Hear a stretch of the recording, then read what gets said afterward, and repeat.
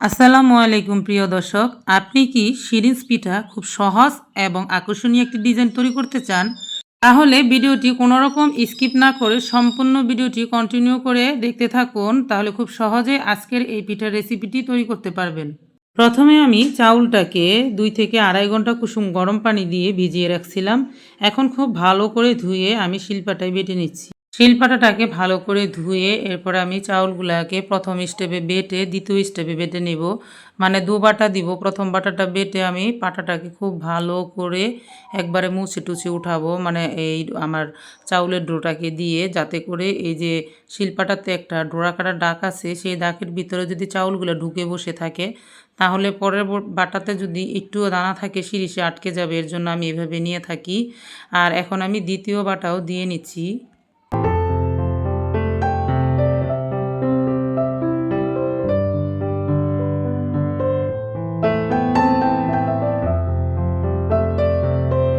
এখন আমার সম্পূর্ণ চাউলগুলা বাটা হয়ে গেছে। এখন দেখতে পাচ্ছেন এগুলা দিয়েই আজকে পিঠা তৈরি করব। অল্প সামান্য লবণ নিয়ে হাতের উপর একটু পানি নিয়ে তারপরে ভালো করে ডোটাকে মেখে নিচ্ছি।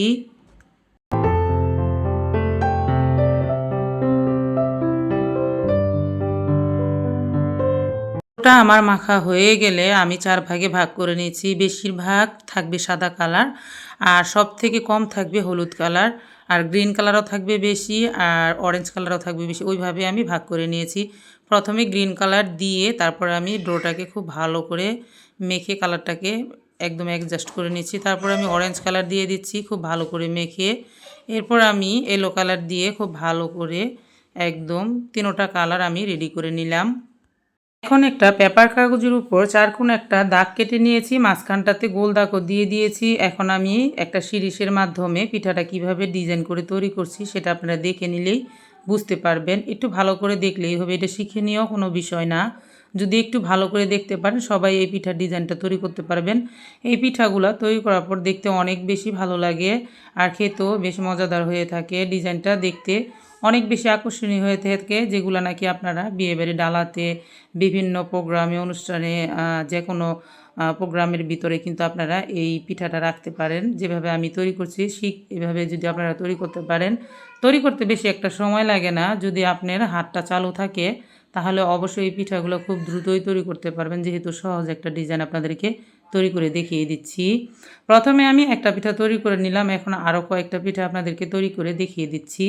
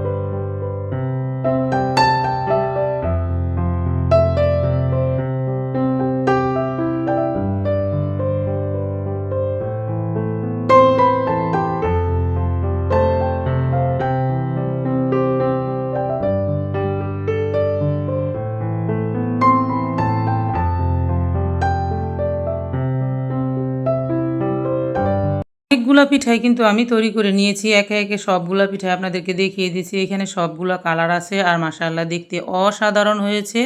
সবগুলা পিঠা কিন্তু আমি সবসময় এক হাতেই তৈরি করে থাকি। আমি ২ হাত দিয়েও কিন্তু সিরিজটাকে ধরি না। আপনারা দেখলেই বুঝতে পারবেন ভিডিওর ভিতরে। তো এই যে দেখতে পাচ্ছেন পিঠাগুলা, এগুলা এখন কিন্তু বাকি কাজটা হচ্ছে ভাপ দিয়ে নিতে হবে। চুলার উপরে আমি একটা পাতিলের ভিতরে পানি দিয়ে নেট কাপড় বেঁধে তারপর বলক তুলে নিয়ে এই পিঠাগুলো ভাপিয়ে নিব। আপনাদের যেভাবে সুবিধা হয় আপনারা সেভাবেই কিন্তু ভাপিয়ে নিতে পারেন। আপনারা সুতি কাপড় অথবা গামছা, তারপরে শাড়ির জর্জেট কাপড় দিয়ে বা মশারি কাপড় দিয়ে বেঁধেও কিন্তু এই ভাপটা দিয়ে নিতে পারেন। আবার গ্রাম অঞ্চলের মতন করেও কিন্তু আপনারা ভাপিয়ে নিতে পারেন। যাদের ভাপের স্টিমার আছে তারাও কিন্তু ওই স্টিমার দিয়েই কিন্তু ভাপিয়ে নিতে পারেন। তো প্রথম আমি কিভাবে ভাপ দিয়ে নিচ্ছি দেখতে পাচ্ছেন। প্রথম পিঠাগুলোতে দিয়ে 30 সেকেন্ড অথবা 40 সেকেন্ড রেখে দিলেই কিন্তু ভাপানো হয়ে যাবে। এভাবে পিঠাগুলোকে সম্পূর্ণ ভাপ দিয়ে নিচ্ছি।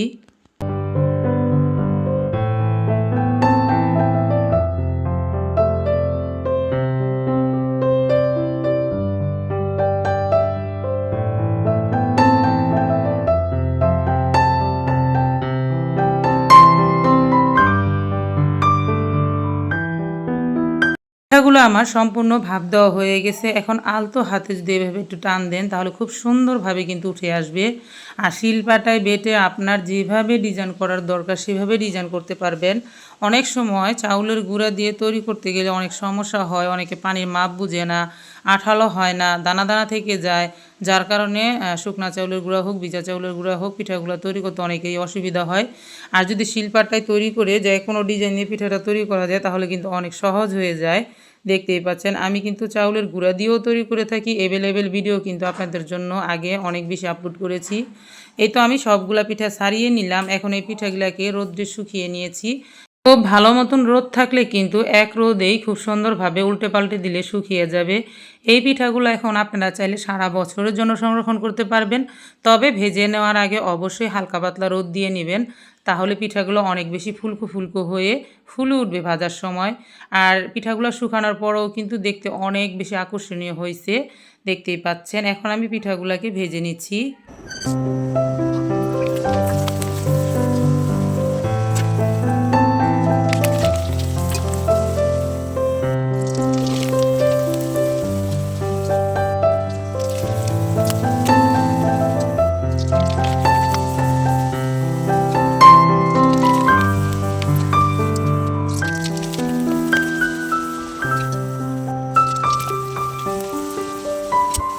পিঠাগুলো ভেজে নেওয়ার পর প্রতিটা পিঠাই কিন্তু অনেক বেশি আকর্ষণীয় আর খুবই সুন্দর লাগতেছে দেখতে মাশাআল্লাহ।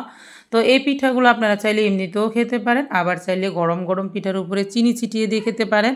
তবে আমি সবসময় মিঠা শিরা করে তারপরে কিন্তু এর উপরে দিয়ে থাকি, কারণ ছোটোবেলা থেকে আমরা এভাবে খেয়ে অভ্যস্ত আর এভাবে খেতে অনেক অনেক বেশি ভালো লাগে, সকলেই পছন্দ করে। তো কিছুটা শিরা নিয়ে আমি আপনাদেরকে ছড়িয়ে দেখিয়ে দিচ্ছি, এভাবেও আপনারা খেতে পারবেন। তো আজকের ভিডিওটা কেমন লাগলো প্রিয় দর্শক? যদি ভালো লাগে তাহলে অবশ্যই একবার ট্রাই করবেন। আর ভিডিওটি বেশি ভালো লাগলে একটি লাইক দিয়ে দিবেন। যারা আমার চ্যানেলটিতে আজকে নতুন তারা চাইলে কিন্তু চ্যানেলটিকে সাবস্ক্রাইব করে রাখতে পারেন। যারা আজকে আমার এই পিঠার ভিডিওটা পছন্দ করছেন বা ভালো লাগছে তারা যদি এই পিঠাটা তৈরি করতে চান তাহলে অবশ্যই চ্যানেলটিকে সাবস্ক্রাইব করে রাখবেন, কারণ সাবস্ক্রাইব করে রাখলে খুঁজে পেতে সুবিধা হয়, বারবার হারায়ে যাবে না। যে কোনো পিঠার ভিডিও পাওয়ার জন্য কিন্তু অবশ্যই চ্যানেলটিকে সাবস্ক্রাইব করে রাখতে পারেন। তবে আজকে এই পর্যন্তই, আরও একদিন চলে আসবো নতুন কোনো রেসিপি নিয়ে ইনশাআল্লাহ। ততক্ষণ পর্যন্ত আপনারা সকলেই ভালো থাকবেন। সকলকে জানাই অসংখ্য ধন্যবাদ। আল্লাহ হাফেজ।